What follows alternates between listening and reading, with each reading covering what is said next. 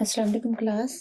कल हमने जो है लास्ट लेक्चर के अंदर हमने माइक्रोबायोलॉजी का जो टॉपिक पढ़ रहे थे बैक्टीरिया में बैक्टीरिया का सेल स्ट्रक्चर, काफ़ी सारे कंपोनेंट्स उसके हमने डिस्कस कर लिए थे। कुछ कंपोनेंट्स रह चुके हैं जो कि हम आज स्टार्ट करेंगे।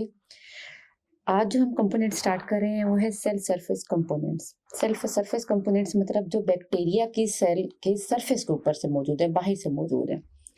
ठीक है, तो यहाँ पर होता क्या है कि ये जो कंपोनेंट्स होते हैं ये बैक्टीरियल सेल को जो एक्सटर्नल एनवायरनमेंट होता है उसके साथ इंटरेक्ट करने में हेल्प करते हैं।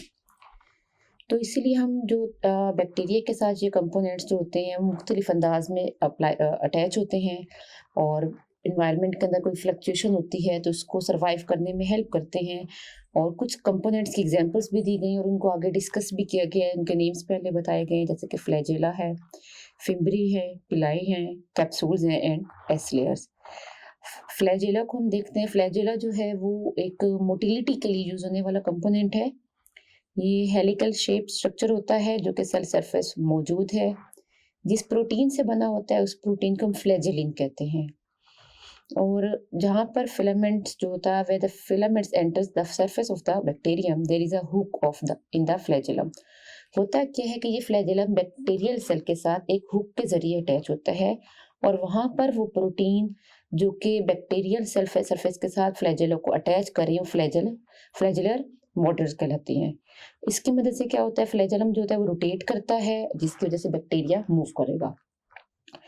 नेक्स्ट ये कि जो फ्लैजेला किसी भी बैक्टीरिया के ऊपर ज़रूरी नहीं है कि एक ही हो, एक से ज़्यादा हो सकता है। ज़रूरी नहीं है एक ही जगह पर हो, एक से ज़्यादा जगहों पर भी हो सकता है। इस बेस पर बैक्टीरिया को क्लासिफाई कर दिया जाता है। यहाँ पर डायग्राम्स भी बनी हुई हैं जिसके अंदर आप देख सकते हैं कि मोनोट्राइकस वो टाइप है जिसमें सिंगल फ्लैजेलम है और वो सिंगल साइड पर है। इसके अलावा आपको नज़र आ रहा होगा इसमें पेरिट्राइकस। पेरिट्राइकस में क्या होता है कि एक से ज़्यादा फ्लैजेला होते हैं और एक से डिफरेंट प्लेसेस पर अटैच होते हैं। एंटायर सरफेस यानी कि पूरे बैक्टीरियल के सेल सरफेस पर फ्लैजेला मौजूद होंगे।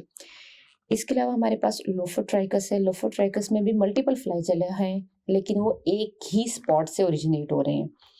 और लास्ट हमारे पास इसके अंदर एम्फीट्राइकस है जिसके अंदर दो फ्लैजेला और वो अपोजिट साइड से जो है ओरिजिनेट हो रहे हैं। ठीक है, नेक्स्ट स्लाइड के अंदर भी इसी फ्लैजेलम जो है उसकी ओरिजिनेशन को दिखाया गया है कि उसका हुक कहाँ पर मौजूद है, मोटर प्रोटीन्स कहाँ पर मौजूद हैं और फ्लैजेलम जो है फिलामेंट है वो किस तरीके से मूव कर रहा है। नेक्स्ट जो हमारे पास कंपोनेंट इसके अंदर आ जाता है वो है फिम्बरी। फिम्बरी जो है ये फ्लैजेला की ही तरह का कंपोनेंट है लेकिन फ्लैजेला चूंकि मूवमेंट में इन्वॉल्व है तो फिम्बरी मूवमेंट में इन्वॉल्व नहीं होता। ये स्ट्रेटर होते हैं, न्यूमरस इन नंबर्स होते हैं, थिनर हैं और शॉर्टर हैं। ये आप फ्लैजेलासिस को कंपैरिजन में बता सकते हो। ये भी प्रोटीन से ही बने हुए हैं और ये भी उसकी सेल सरफेस से ही इसकी प्रोजेक्शंस जो होती हैं वो मौजूद होती हैं।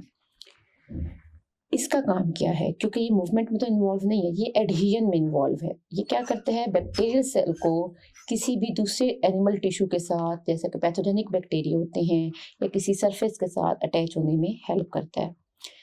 नेक्स्ट जो हमारे पास इसी के अंदर आ जाते हैं सरफेस कंपोनेंट्स में पिलाई। पिलाई भी इसी तरह से ही मॉर्फोलॉजिकली केमिकली फिम्बरी की तरह ही होते हैं, बट इनमें डिफरेंस क्या है, इनमें डिफरेंस ये है ये स्मॉलर इन नंबर है और साइज के अकॉर्डिंग देखें तो ये लॉन्गर होते हैं। ठीक है, और ये जेनेटिक प्रोसेस जो होता है उसके एक्सचेंज में इन्वॉल्व होते हैं। नेक्स्ट जो इसमें डायग्राम आपके पास आ रही है, इस डायग्राम के अंदर तीनों चीज़ों जो हमने पढ़ा है, फिम्बरी, पिलाई, फ्लैजेलम, तीनों ही प्रोजेक्शंस हैं, तो तीनों को एक्सप्लेन कर दिया गया।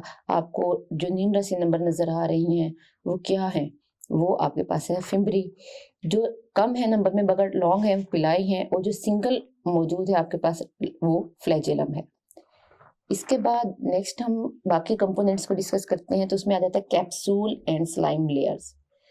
कैप्सूल एक ऐसा कंपोनेंट होता है बैक्टीरिया के सेल का जो कि तमाम बैक्टीरिया में नहीं होता। ये कुछ बैक्टीरिया इसको एक्सक्रीट करते हैं एक्स्ट्रा सेलुलर पॉलीसेकेराइड्स फॉर्म में, जिसको हम EPS भी कहते हैं। ये बैक्टीरिया सरफेस के एक्सटीरियर साइड से अटैच होता है। इसमें 2% कार्बोहाइड्रेट्स हैं, 98% वाटर है और ये गमी सा मटेरियल होता है, स्टिकी सा मटेरियल होता है, तो जिसको चिपकने में हेल्प करता है।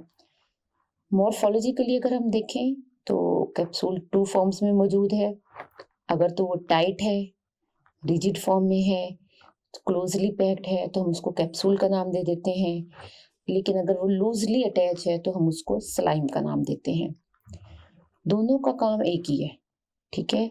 दोनों ने ही प्रोटेक्शन देनी है इसको, और दोनों ने ही क्या करना है, इसको प्रोटेक्टिव बैरियर प्रोवाइड करना है कि इसके अंदर कोई बायोसाइड्स, कोई डिसइंफेक्टेंट्स, कोई एंटीबायोटिक्स एंटर ना हो सकें। Bacteria EPS such as alginate and the high molecular weight dextrans may be harvested। होता क्या है कि बैक्टीरियल सेल से आप ये जो EPS होते हैं ये डेक्स्ट्रॉन फॉर्म में मौजूद होते हैं, इनको हार्वेस्टेड यानी कि अलहदा कर लिया जाता है और इसको हम फार्मास्यूटिकल एड्स यानी कि फार्मास्यूटिकल जो डोजेज होती हैं वहाँ पे इन्वॉल्व कर सकते हैं। इसको हम सर्जिकल ड्रेसिंग्स में यूज़ कर सकते हैं, इसको ड्रग डिलीवरी सिस्टम में यूज़ किया जा सकता है, ठीक है? नेक्स्ट है एस लेयर। एस लेयर जो है वो भी जो आपके पास एक कंपोनेंट ही था जो कि सरफेस कंपोनेंट्स में से था।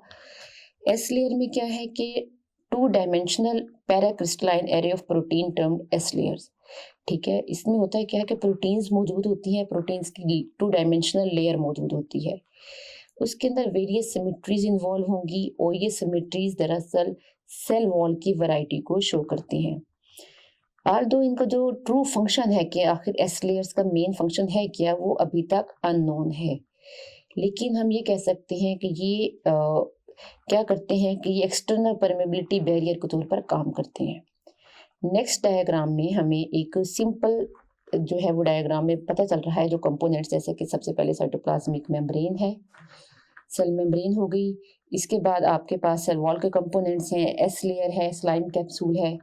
तो ये हमारे पास डिफरेंट कंपोनेंट्स मौजूद हैं जो कि हमारे स्ट्रक्चर में से रह गए। तो यहाँ पर बैक्टीरिया का स्ट्रक्चर था वो कंप्लीट हो गया है। बाकी टॉपिक्स जो हम नेक्स्ट लेक्चर में कवर करेंगे। ओके, अल्लाह हाफिज़।